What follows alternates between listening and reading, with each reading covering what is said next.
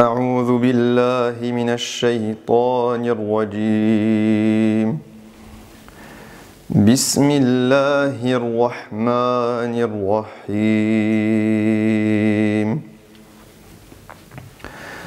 لقد جاءكم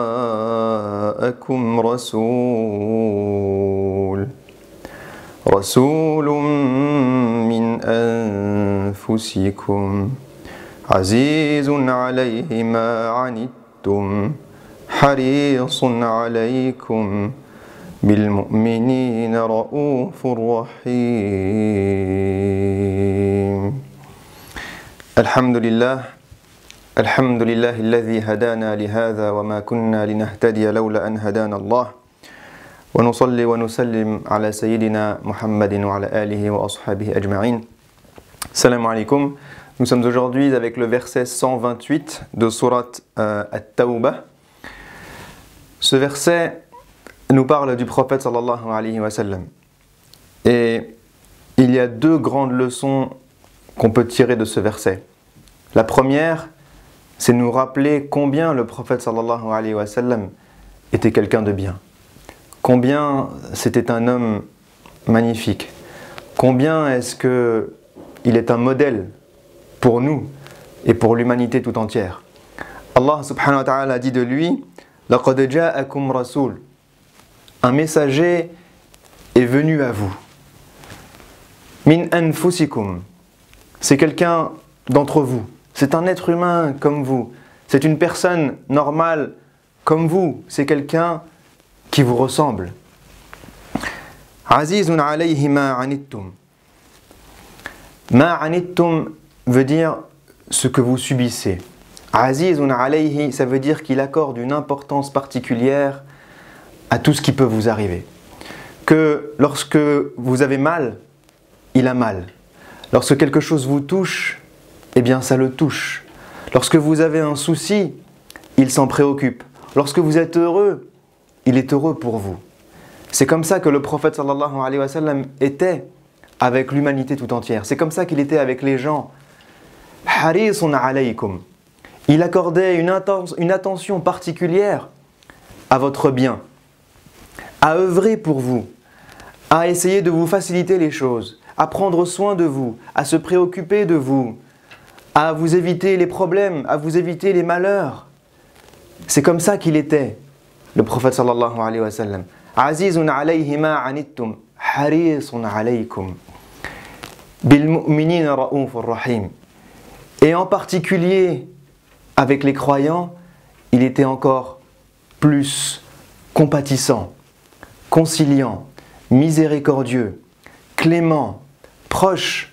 Il était à l'écoute de leurs problèmes. Il était proche d'eux. Il essayait de les aider dans leurs affaires. Il arrivait à se mettre à leur place. Raouf, c'est une personne qui est capable de comprendre ce que vous vivez, de comprendre la douleur que vous avez, de comprendre votre besoin, d'être à votre écoute. Rahim est quelqu'un qui vous veut du bien, qui va œuvrer pour vous, essayer de vous apporter tout ce qu'il peut vous apporter, de vous rendre heureux, de vous rendre joyeux. C'est comme ça que le prophète sallallahu alayhi wa sallam était. Et ce verset, comme je le disais tout à l'heure, eh bien, nous apporte deux grandes leçons. La première, c'est de nous rappeler de lui. De nous rappeler qu'il est le meilleur homme que l'humanité n'ait jamais connu. Qu'il est l'homme le plus préféré d'Allah subhanahu wa ta'ala. Qu'il est cet homme magnifique que j'espère nous verrons au paradis, incha'Allah. La deuxième grande leçon, eh bien, c'est de se rappeler que cet homme, qui est un messager, a été envoyé par son Seigneur pour être un modèle pour nous.